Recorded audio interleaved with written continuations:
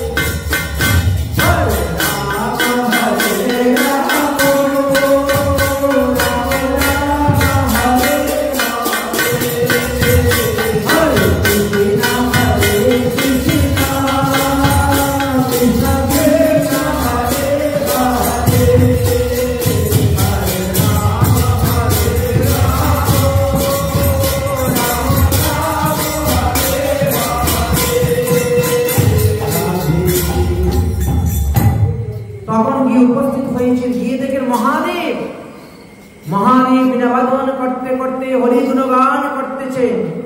মহাদেবকে দর্শন করে প্রচেতাগণ দণ্ডবত করলেন। মহাদেব বলছেন, হে প্রচেতাগণ, তোমরা হরিভজন করতে যাচ্ছ, এই জন্য আমি তোমাদেরকে দর্শন দিয়েছি। আমাকে ভজন করে লোক আমাকে এত সকাল দর্শন পায় না, কিন্তু হরিভজন যারা করতে যায় তারা আমার দর্শন পায়। তোমরা যে হরিভজন করতে যাচ্ছ, কিভাবে হরিভজন করতে হয় তা জানো? বলছেন, না, আমরা তো জানি না, আপনি কৃপা করে বলে দিন। মহাদেব তখন 36টি শ্লোকের দ্বারা হরিভজন শিক্ষা দিয়েছিলেন প্রচেতাদেরকে। এই 34টি শ্লোককে বলা হয়েছে রুদ্রগীত। তাই শ্রীমদ্ ভাগবত মহাপুরাণের 4th স্কন্ধের 24 অধ্যায়েতে আপনারা দেখতে পাবেন এই রুদ্রগীতের কথা আলোচনা করা আছে। এই রুদ্রগীত আলোচনা যখন করেছেন তখন অত্যন্ত সন্তুষ্ট হয়েছেন, হয়ে তারা রুদ্রগীত জপ করার জন্য রওনা হয়েছে। সাধন ভজন এবং জপের পদ্ধতি সব শিখিয়ে দিয়েছেন, আর তারা হরিভজন করতে রওনা হয়ে গেছে। হরিভজন করতে যখন রওনা হয়ে গেছে, এদিকে কি হয়েছে? এদিকে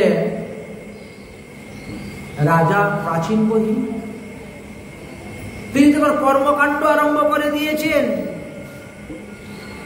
মানে দেবদেবীর পূজা আরম্ভ করেছেন পাঠাকোশী বলি দিয়ে। দেবর্ষি নারদ এই দৃশ্যটা দর্শন করে বড় দুঃখ উৎপন্ন হয়ে গেল। আহা, এ কি করছে, এ কি করছে?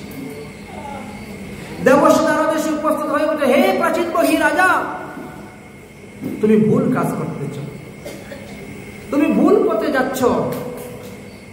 ধ্রুবের মতন পরমহংস, পরম মহাত্মার বংশে তোমার জন্ম হয়েছে। ধ্রুবের বংশতে জন্মগ্রহণ করার পরে তুমি ভুল পথে যাচ্ছ, এটা তোমার উচিত হচ্ছে না। তুমি তো জানোই না প্রকৃত ধর্ম কাকে বলে। হে রাজন, আমি আমার জীবনে অনেক পাপী দেখেছি, কিন্তু তোমার মতন পাপী দেখি নাই। তুমি গিয়ে যজ্ঞ করতে গিয়ে শত শত পশুদেরকে বলি দিচ্ছ, এই পাপের ফলে তোমার যে কি গতি হবে তা তো তুমি জানো না। এই পশুগণ তোমার আগেই তারা স্বর্গে চলে যাবে, আর সেখানে গিয়ে লোহময় সিংহ নিয়ে দাঁড়িয়ে থাকবে তোমাকে মারার জন্য। তুমি কি শাস্ত্রগ্রন্থ পড়ো নাই? তুমি সাধুসঙ্গ করো নাই? ধ্রুব যখন তপস্যা করতে গিয়েছিল, ধ্রুবের বাবা উত্তানপাদ তখন ব্রত করেছেন, অভিসন্ন গ্রহণ করে, ব্রহ্মচর্য পালন করে, আর তোমার ছেলে যাচ্ছে হরিভজন করতে তপস্যায়, আর তুমি দেবদেবীর পূজা করতে পাঠাকোশী বলি দিয়ে। চর্মচক্ষু তো এই জন্য কিছু দেখতে পাও না। আমি তোমাকে দিব্য চক্ষু দিচ্ছি, তুমি একবার স্বর্গের দিকে তাকিয়ে দেখো, তুমি যাদেরকে বলি দিয়েছো তারা সবাই দাঁড়িয়ে আছে তোমাকে মারার জন্য। আরে তুমি কেন? এই পৃথিবীতে সর্বপ্রথম সুরত রাজা দুর্গা পূজা করেছিলেন। এখনো কোনো কোনো স্থানে দুর্গা পূজায় মহিষ বলি হয়।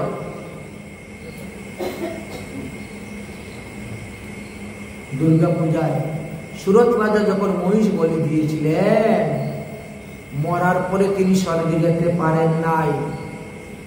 ওই মহিষ স্বর্গের দরজার সামনে দাঁড়িয়ে আছে। রাজা, তুমি আমাকে বলে দিয়েছিলে, মেরেছিলে, হত্যা করেছিলে, এবার তোমার পরিণামটা কি তুমি এখন বুঝো? আমি তো ঘাস খেতাম, আমার ঘাস খাওয়ার পরেও যদি আমার এই দণ্ডে দণ্ডিত হয়েছিল, তাহলে তুমি যে মাছ মাংস খাচ্ছ তার দণ্ডে দণ্ডিত কি হবে? এবার বুঝে নাও খেলাটা। আমি আমার এই লৌহময় শিং দিয়ে তোমার সমস্ত শরীরকে একদম ছিঁড়ে শেষ করে দিই। রাজা সুরত তখন ভয় পেয়ে, মা দুর্গা, দুর্গতি নাশিনী, তুমি আমাকে রক্ষা করো, রক্ষা করো, তোমার সেবা, তোমার পূজা করতে গিয়ে আমি মহিষ বলে দিয়েছিলাম, আমাকে রক্ষা করো মা, রক্ষা করো। মা দুর্গা তখন কি করলেন? একটা খেজুর গাছ বানিয়ে দিলেন, থাক খেজুর গাছ হয়। তো খেজুর গাছ কত শক্ত দেখেছেন? খেজুর গাছের মধ্যে কোনো মহিষকে শিং মারতে পারবে? শিং মেরে কিছু করতে পারবে? এত শক্ত খেজুর গাছ। হ্যাঁ,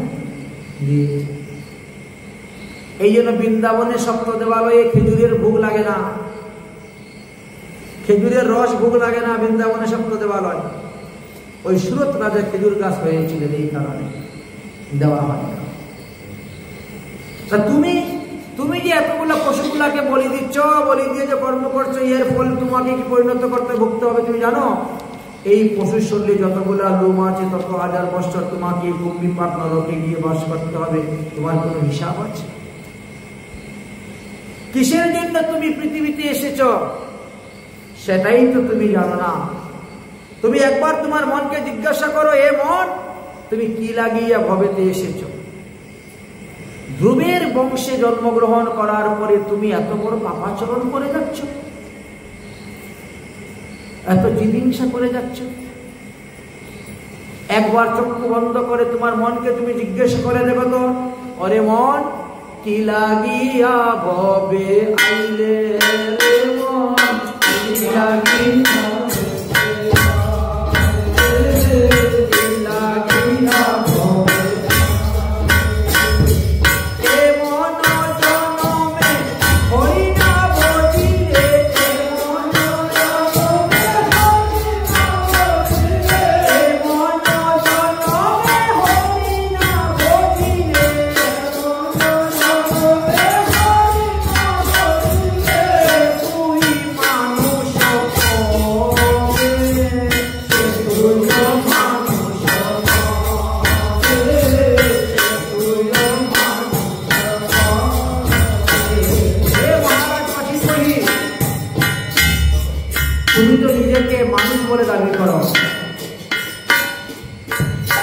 কিন্তু মানুষের কি আছে তোমার মধ্যে স্বভাব? তোমার মধ্যে তো রাক্ষস, দৈত্য, দানব, পশুগণের আচরণ, ধর্মহীনা মনুষ্য পশুকে সমানা। ধর্মের 5টা লক্ষণের মধ্যে প্রথম লক্ষণ অহিংসা, পরম ধর্ম। তুমি ধ্রুবের বংশে জন্মগ্রহণ করলেও মানুষ হতে পারবে না। মানুষের আকার হইলেও তুমি মনুষ্যত্ব অর্জন করতে পারো নাই। মানুষের আকার হইলে কি হয়? মানুষের আকার হইলে কি হয়? করজে ভূতের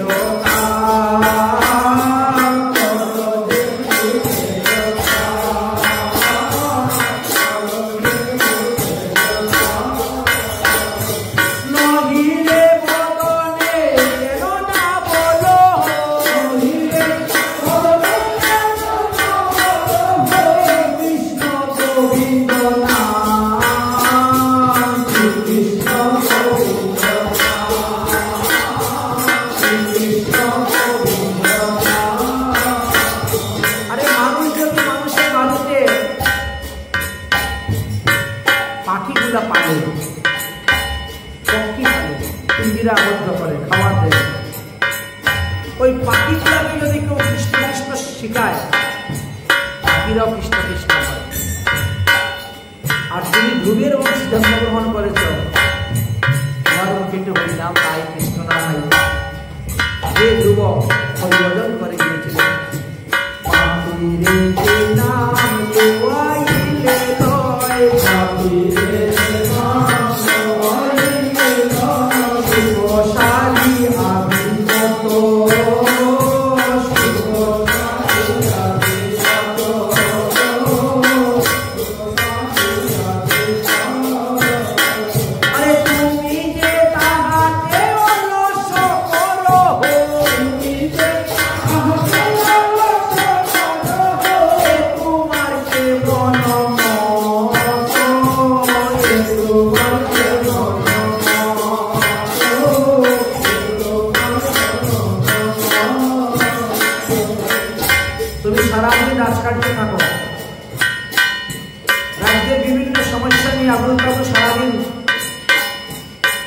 তুমি কথাবার্তা বলো, তার মধ্যে কি 1 ঘন্টা হরিনাম করতে পারো না?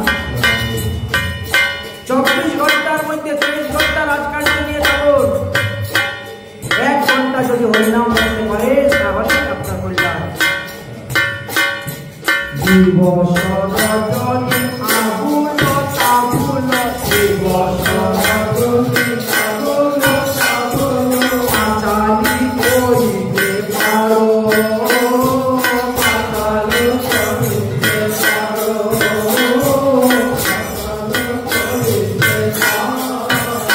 বলে তাহার ভিতরে কখনো কেন কি তাহার গোবিন্দ বলিতে না, গোবিন্দ বলিতে না, গোবিন্দ বলিতে না। যদি এমনিতে গোবিন্দ বলার সময় না আসে, তোমার তো 10টা ছেলে, তো 10টা ছেলের মধ্যে একটা ছেলে না গোবিন্দ রেখে দাও। গোবিন্দ, মাধব, দামোদর, নারায়ণ, কেশব, মুকুন্দ, বাসুদেব হয়ে গেল। তুমি নাম রেখেছ প্রচেতা, বলেন তো। আরে ছেলে মেয়ের নামেও যদি নাম হয় তাও তো মঙ্গল, তাও তো করলে না। তুমি যখন মাতৃ করবে চিরে, ভগবানের কাছে প্রতিজ্ঞা করে এসেছ, এই পৃথিবীতে যাওয়ার পরে তুমি ভগবানের ভজন করো। ওই দেবদেবীর ভজনের কথা তো বলে আসো নাই, তো এখন তুমি ভগবানের ভজন বদল করে দেবদেবীর ভজন কেন করছো? বলিয়া কহিয়া আইনি, বলিলে ভুলিলে কি সুখ পাইয়া, ভুলিলে কি সুখ পাইয়া, ভুলিলে কি সুখ পাইয়া। তুমি নোরাবার সমর নগরে, নরকে মজিবে যাইয়া, নরকে মজিবে যাইয়া। হে মহারাজ কাশিমহি, তুমি যে পশুগুলাকে হত্যা করেছ, যদি এই পাপের প্রায়শ্চিত্ত না করো তাহলে তোমাকে নরক যন্ত্রণা ভোগ করতে হইবে, ভোগ নরক। তখন সে ভয় পেয়ে গেছে। কাশিমহি দেবশ্রী নারদকে বলছেন, তাহলে বলুন আমি কার ভজন করব, কার ভজন করলে আমার প্রায়শ্চিত্ত হবে? বলে হরি ভজন। খুব সহজ। বদন বলিয়া হরি হরি বল, বদন বলিয়া হরি হরি বল, অতি না হইবে তাই, অতি না হইবে তাই, না হইবে তাই। প্রেমে প্রেমানন্দ তবে সে নিতান্ত, হে প্রেমানন্দ তবে সে নিতান্ত, এরাইবে কি শান্ত দায়, এরাইবে কি শান্ত দায়, এরাইবে কি শান্ত দায়, এরাইবে কি শান্ত দায়। তাই হরিভজন হলো মহাপাপের প্রায়শ্চিত্ত। তুমি হরিভজন করো, হরিভজন। তুমি কার জন্য এসব করতেছ?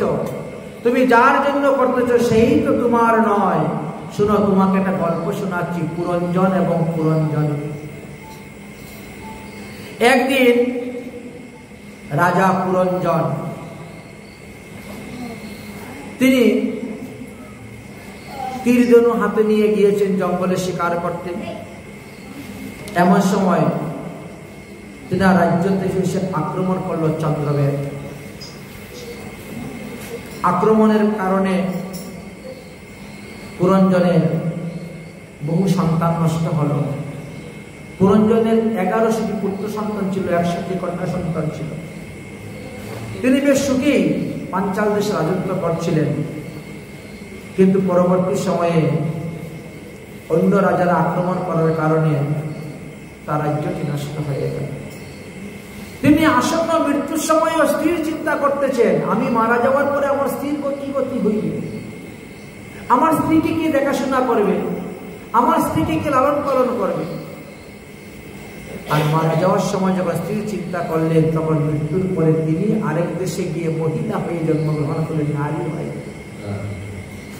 নারীর চিন্তা করে যদি কেউ মারা যায় তাহলে পরজন্মে সে নারী হয়েই জন্মগ্রহণ করে। এই পুরঞ্জন দেখো, পুরুষ থেকে নারী হয়ে গেলেন পরজন্মে। নারী যখন হয়েছে তবে বিয়ে তো আরেক জায়গায় হবেই, সেও আরেক দেশের রাজার কন্যা। তিনি কি করলেন, মলয় দেশের রাজার সঙ্গে বিবাহ করে দিয়ে দিলেন। মলয় ধ্বজ নামক রাজার সঙ্গে বিবাহ হল।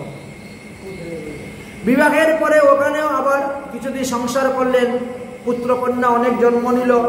তাদের উপর রাজ্যভার দিয়ে স্বামী স্ত্রী বৃদ্ধকালে গিয়েছেন হরিভজন করতে জঙ্গলে। হরিভজন করতে গিয়ে মলয় ধ্বজ রাজা মারা গেলেন। এখন তিনি যখন মারা গেলেন তখন ওই রমণী কি করছে, স্বামীর চিতার মধ্যে উঠে তিনিও মরবেন বলে এবার সংকল্প নিয়েছেন। স্বামী মারা গেছেন তো আমার বেঁচে থেকে কি লাভ। স্বামীর চিতা জ্বালিয়েছেন, ধু ধু করে আগুন উঠতেছে, তিনি লাভ দিয়ে গিয়ে পড়বেন। এমন সময় পিছন থেকে এক ব্যক্তিকে ধরেছে খাপ করে, এই তুমি মরতে যাচ্ছ কেন, আমাকে ছেড়ে দাও, আমার স্বামী মরে গেছে, আমি বেঁচে থেকে কি লাভ। বলি, এ তোমার স্বামী কে বলেছে? কে আবার বলবে? অগ্নি সাক্ষী করে, ব্রাহ্মণ সাক্ষী করে, সূর্য সাক্ষী করে আমাকে বিয়ে করেছেন, আমার স্বামী না। আরে পারলি, এ তোমার স্বামী। কতবার যে তুমি অন্য রমণী স্বামী হয়েছে তার কি ঠিক আছে? এই জন্যে এ তোমার স্বামী মলয় ধ্বজ রাজা। কিন্তু এর আগের যুগে তোমার নাম ছিল পুরঞ্জন, তুমি একটা পুরুষ লোক ছিলে। তোমারও রানী ছিল না, রানীর নাম ছিল পুরঞ্জনী। তোমার 1100টি পুত্র ছিল, 100টি কন্যা সন্তান ছিল। তুমি কতগুলা ছেলে মেয়ের বাপ ছিলে। কিন্তু মৃত্যুর সময় একটু বাসনা ছিল, স্ত্রী চিন্তা করে করে মারা গেলে বলে এই জন্য স্ত্রী হলে। আর এই জন্য তোমার আরেকজনের সঙ্গে বিয়ে হয়েছে। সব ভুয়া, কেউ কারো স্বামী নয়, কেউ কারো স্ত্রী নয়। তার জন্য কেন মরতে যাচ্ছিস? স্বামী স্ত্রী যদি এক চিতায় পুড়ে মরে তাহলে স্বর্গবাস হয়। স্বর্গ কতদিন থাকবে? যতদিন পুণ্য আছে। কিন্নম পুণ্যম মৃত্যুলোকম বিশন্তি, কোনো লাভ হবে না। তার থেকে হরিভজন কর, নিত্য গোলকধামে যাবে, আর জন্মগ্রহণ করতে হবে না, আর এই মাতৃজটনে আসতে হবে, হিসাব জ্বালা পেতে হবে না। স্বামীর সঙ্গে মরে কি লাভ? কোনো লাভ নেই। স্বামী মরছে, মরুক, তুমি হরিভজন করো, হরিভজন করে হরিপাদি পদ্ম লাভ করো। হরি এই সিদ্ধান্ত শিখিয়ে দিলেন। বলে আপনি কে? বলে আমি অভিজ্ঞাত, আমাকে কেউ চিনে না। অভিজ্ঞাত? বলে হ্যাঁ, দেখো তো ভালো করে আমাকে চিনতে পারো কি না। না তো। আরে তুমি আর আমি দুজন তো একই। তুমি তো আমার বন্ধু, আমি তোমার বন্ধু। আমি হলাম পরমাত্মা, তুমি হলে জীবাত্মা। এই দেহটা তো জীবাত্মা ধারণ করছে কর্মফল অনুসারে। কখনো গাছপালা, কখনো পশু পাখি, কখনো কীট পতঙ্গ, কখনো মনুষ্য, কখনো পুরুষ, কখনো নারী। তুমি তো আমারই বন্ধু, আমাকে ত্যাগ করে এসেছিলে। তুমি ভালো ভালো খাবে, ভালো ভালো থাকবে, ভালো ভালো থেকে, আর এই জন্য আজকে তোমার এই পরিণতি হয়েছে। অতএব হরিভজন করো, হরিভজন করো। হরিভজনের দ্বারাই তুমি একমাত্র এই আত্মাকে উদ্ধার করতে পারবে।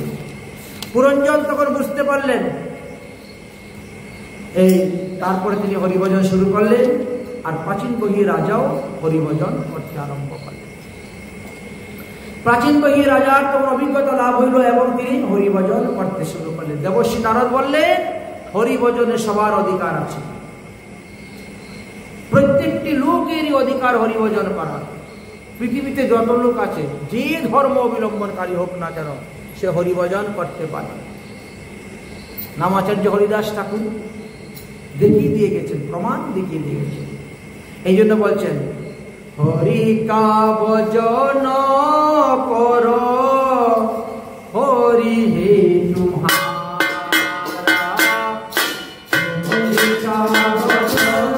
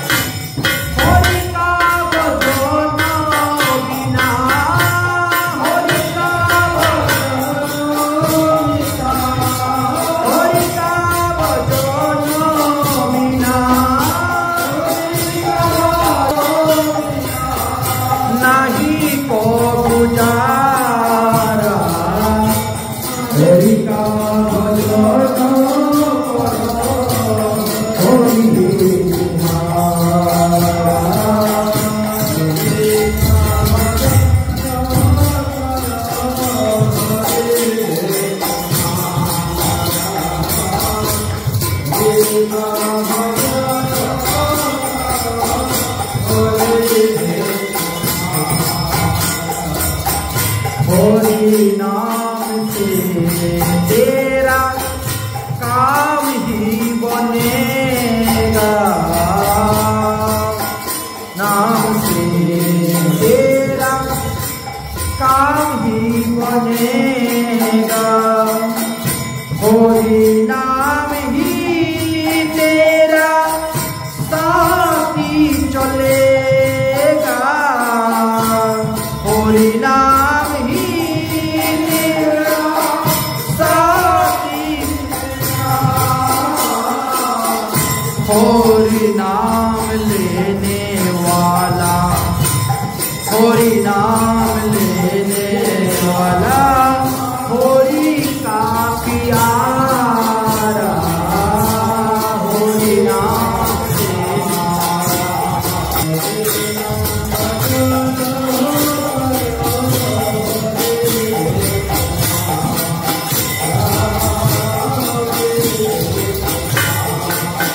দেবশ্রী নারদকে বলছেন হরির তো অনন্ত নাম, তাহলে আমি কোন নামে হরিকে ডাকবো? বলে তোমার শ্রী গুরুদেব যে নাম বলেছেন সেই নামে ডাকো। ভগবান সব ভাষা বুঝেন, সব নাম। कोई के राधे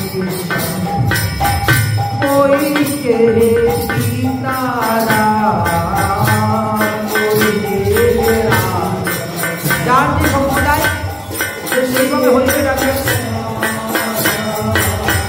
कोई के राधे कोई के सीतारा, कोई के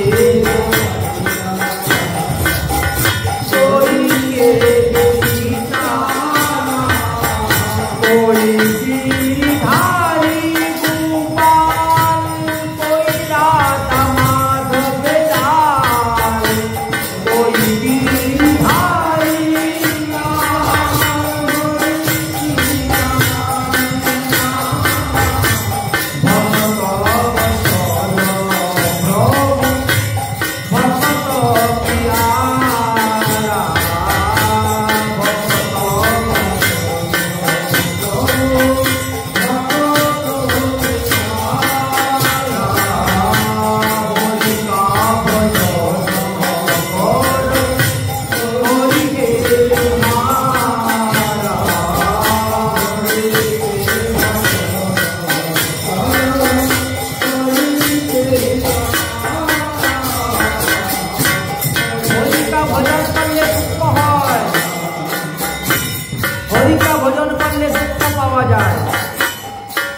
আর দেবদেবীর ভজন করলে সুখ পাওয়া যায়। এই জন্য তো আমি দেবদেবীর ভজন করি।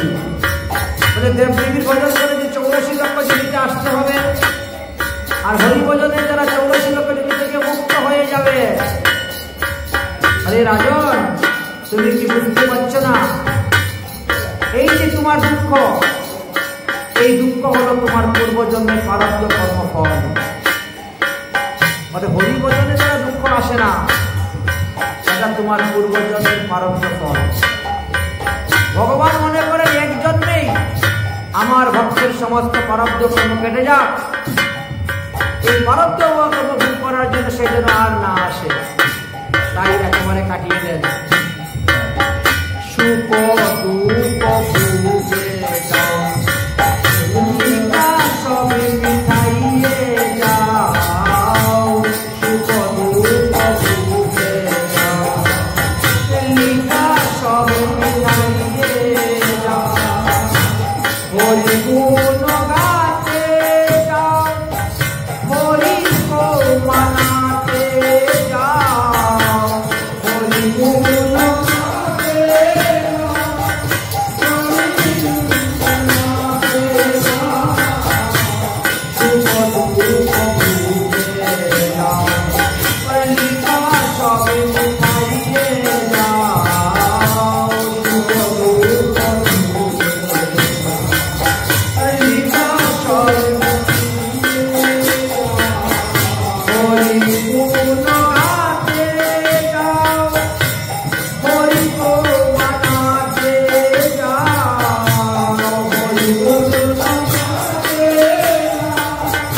Hori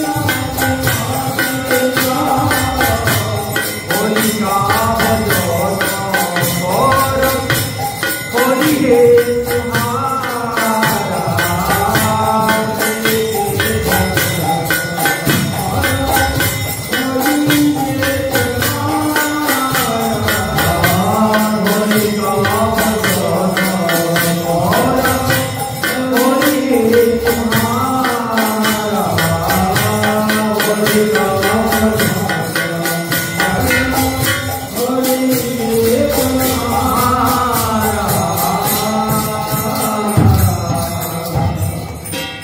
মহারাজ প্রাচীন বহি, তুমি যদি মৃত্যুর পূর্বে তোমার পাপের প্রায়শ্চিত্ত না করো,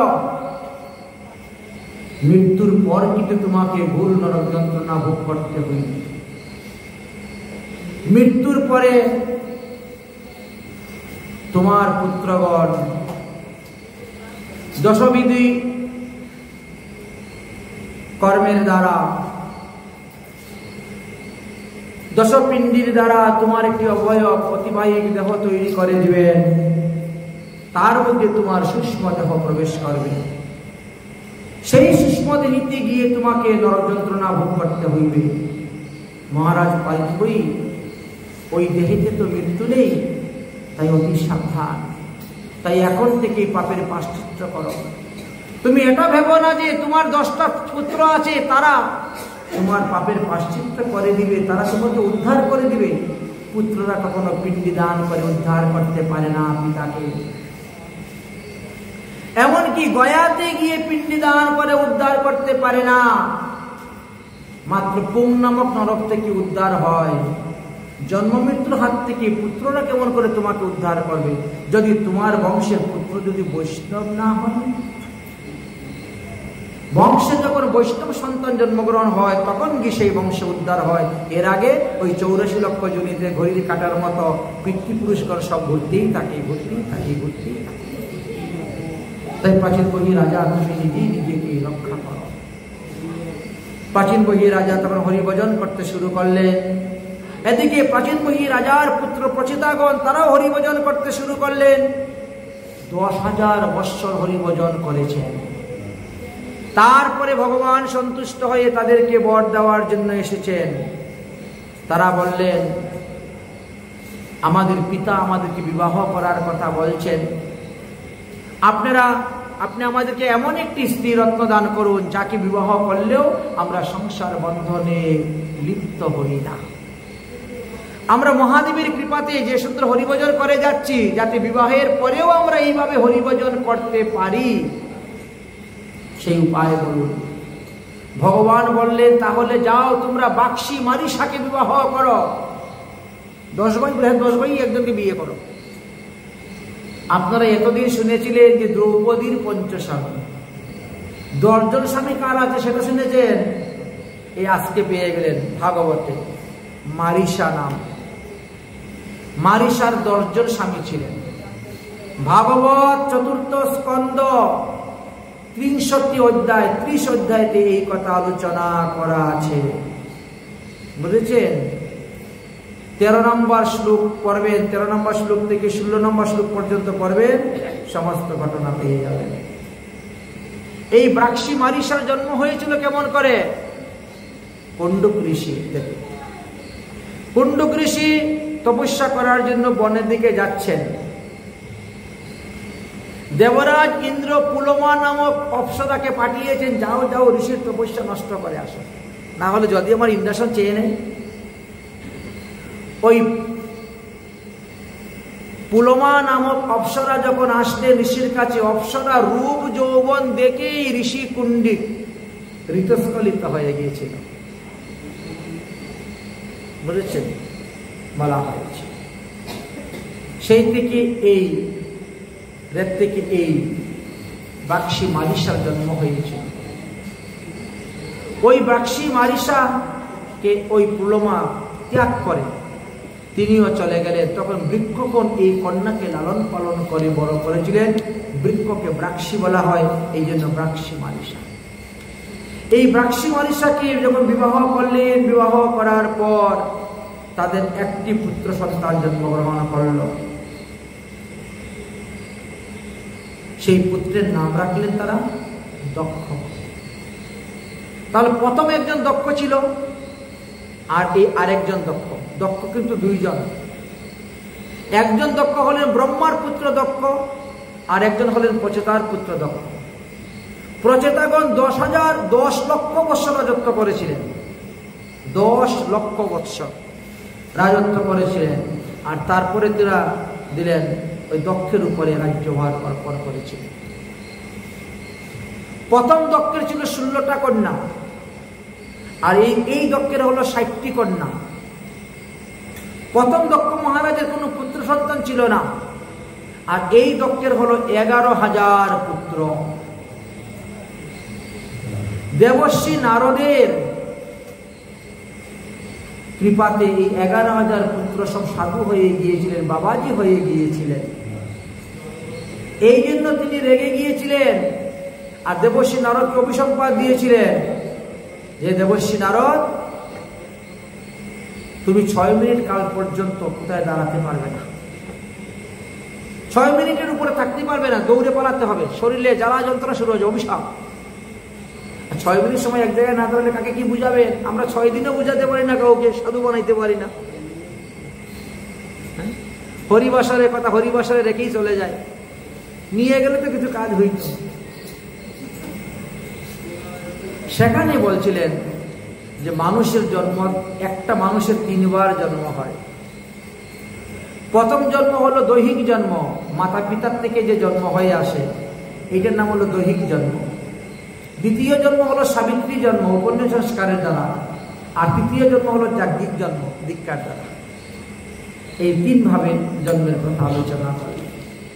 যাই হোক, তো সেইখানে এই 4র্থ স্কন্ধের কথা আমরা বিশ্রাম দিচ্ছি, কারণ এই 11,000 পুত্রগণ সাধু হওয়ার পরে তিনি 60টি কন্যা সৃষ্টি করেছিলেন, আর 60টি কন্যাকে তিনি বিভিন্ন স্থানে বিবাহ দিয়েছিলেন। আর বিবাহ দেওয়ার পরে তিনি নিজে রাজকার্য করেছিলেন। তো 60টি কন্যার মধ্যে 13টি কন্যাকে কশ্যপ ঋষি বিবাহ করেছিলেন, 27টি কন্যা বিবাহ করেছিলেন চন্দ্র, ওই যে 27টি নক্ষত্র বলা হয়। এইভাবে সবাইকে ভাগ করে দিয়েছিলেন। অতঃপর আমরা দেখে গেলাম যে ধ্রুবের বংশ সমাপ্ত হয়ে গেছে, উত্তনপাদের বংশ সমাপ্ত।